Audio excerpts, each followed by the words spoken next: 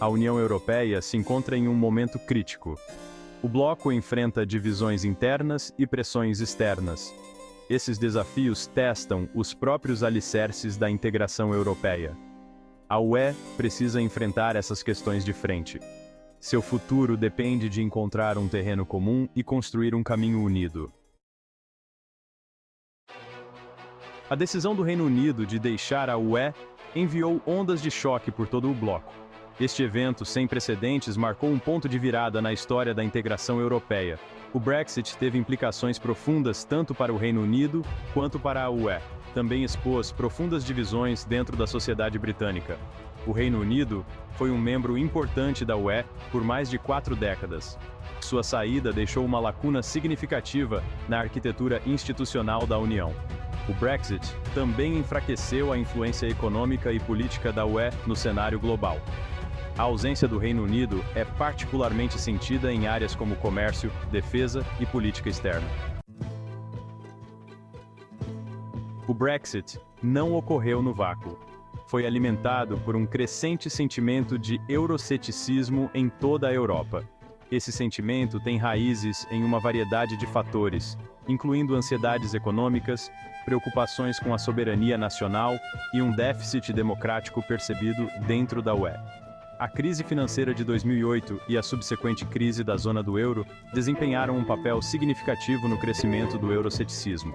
As dificuldades econômicas enfrentadas por muitos europeus levaram alguns a questionar os benefícios da adesão à UE. As medidas de austeridade impostas a alguns países, particularmente no sul da Europa, foram profundamente impopulares e alimentaram o ressentimento em relação a Bruxelas. Preocupações com a soberania nacional também contribuíram para a ascensão do euroceticismo. Alguns argumentam que a UE se tornou muito burocrática e centralizada, corroendo o poder dos governos nacionais. Seção 4. A onda do nacionalismo pela Europa. A ascensão do euroceticismo faz parte de uma tendência mais ampla de ressurgimento do nacionalismo em toda a Europa. Partidos e movimentos nacionalistas ganharam terreno nos últimos anos, capitalizando ansiedades sobre imigração, mudança cultural e globalização. A crise dos refugiados de 2015 a 2016 deu um impulso significativo aos partidos nacionalistas. A chegada de um grande número de requerentes de asilo, principalmente do Oriente Médio e da África, gerou temores sobre segurança, integração e a preservação da identidade nacional. Os partidos nacionalistas exploraram esses medos, retratando-se como defensores das fronteiras nacionais e dos valores culturais. Além da imigração, os partidos nacionalistas também exploraram as ansiedades sobre a globalização e a erosão da soberania nacional. Eles argumentam que a globalização levou à perda de empregos, à homogeneização cultural e ao declínio da influência nacional. Eles se apresentam como paladinos da classe trabalhadora e defensores dos interesses nacionais contra a invasão percebida das forças globais. A ascensão do nacionalismo representa um desafio significativo aos valores de unidade e solidariedade da UE. Os partidos nacionalistas geralmente promovem políticas introspectivas que priorizam os interesses nacionais em detrimento da cooperação europeia. Eles questionam os benefícios da adesão à UE e procuram enfraquecer os poderes das instituições do bloco. Seção 5. O impacto desigual da pandemia. A pandemia de Covid-19 apresentou desafios sem precedentes para a União Europeia. Embora o bloco inicialmente tenha lutado para coordenar sua resposta, ele acabou implementando medidas para apoiar os Estados-membros e mitigar as consequências econômicas. No entanto, o impacto da pandemia tem sido desigual em toda a UE, exacerbando as desigualdades existentes e alimentando tensões. A pandemia expôs as limitações dos sistemas de saúde da UE, particularmente em países com infraestrutura mais fraca. A falta inicial de coordenação entre os Estados-membros, em termos de fechamento de fronteiras e restrições de viagens, também destacou os desafios da ação coletiva em tempos de crise. As consequências econômicas da pandemia foram severas em toda a UE. Os lockdowns e as interrupções nas cadeias de suprimentos globais levaram a um declínio acentuado na atividade econômica. No entanto, o impacto foi sentido de forma mais aguda em alguns países do que em outros, particularmente aqueles fortemente dependentes do turismo e da indústria. A UE implementou uma série de medidas para apoiar os Estados-membros durante a pandemia. Isso incluiu assistência financeira, compras conjuntas de suprimentos médicos e apoio à pesquisa e desenvolvimento de vacinas.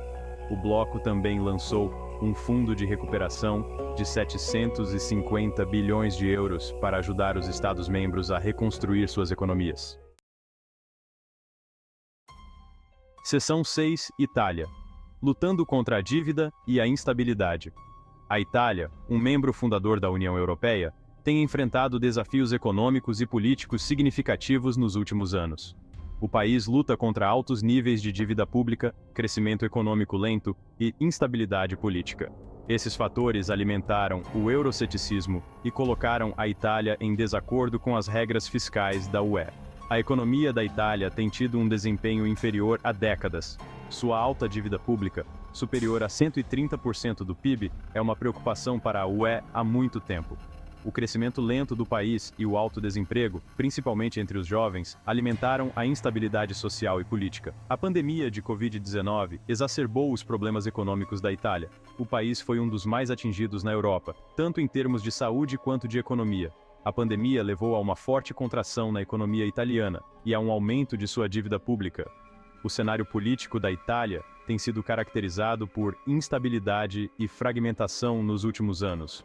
A ascensão de partidos populistas e eurocéticos, como o Movimento 5 Estrelas e a Liga, reflete a insatisfação generalizada com a classe política e a UE. Os desafios da Itália representam um teste significativo para a União Europeia. O tamanho e a importância econômica do país significam que seus problemas têm o potencial de desestabilizar toda a zona do euro. A capacidade da UE de apoiar a Itália, ao mesmo tempo em que mantém suas regras fiscais, será crucial nos próximos anos. Seção 7. Hungria. Desafiando os valores essenciais da UE. A Hungria, sob a liderança do primeiro-ministro Viktor Orbán, emergiu como uma das principais vozes do euroceticismo e um desafio aos valores essenciais da UE. O governo de Orbán implementou uma série de reformas que levantaram preocupações sobre o Estado de Direito, a democracia e os direitos humanos na Hungria. Desde que chegou ao poder em 2010, Orbán consolidou seu poder enfraquecendo os freios e contrapesos à sua autoridade. Seu governo exerceu maior controle sobre o judiciário, a mídia e as organizações da sociedade civil, levantando preocupações sobre o retrocesso democrático. O governo de Orbán também adotou políticas que discriminam as minorias, incluindo pessoas LGBTQ+, e imigrantes. Sua retórica frequentemente ecoa temas nacionalistas e iliberais, desafiando o compromisso da UE com a diversidade e a tolerância. A UE respondeu às ações da Hungria com uma mistura de críticas, sanções e tentativas de diálogo. A Comissão Europeia abriu vários processos de infração contra a Hungria por violar o direito da UE. O Parlamento Europeu também acionou o artigo 7 do Tratado da UE, um mecanismo que pode levar à perda dos direitos de voto da Hungria no bloco. O caso da Hungria destaca os desafios que a UE enfrenta para defender seus valores dentro de suas próprias fronteiras. A capacidade do bloco de lidar de forma eficaz com o retrocesso democrático e as violações do Estado de Direito pelos Estados-membros será crucial para sua credibilidade e sobrevivência a longo prazo.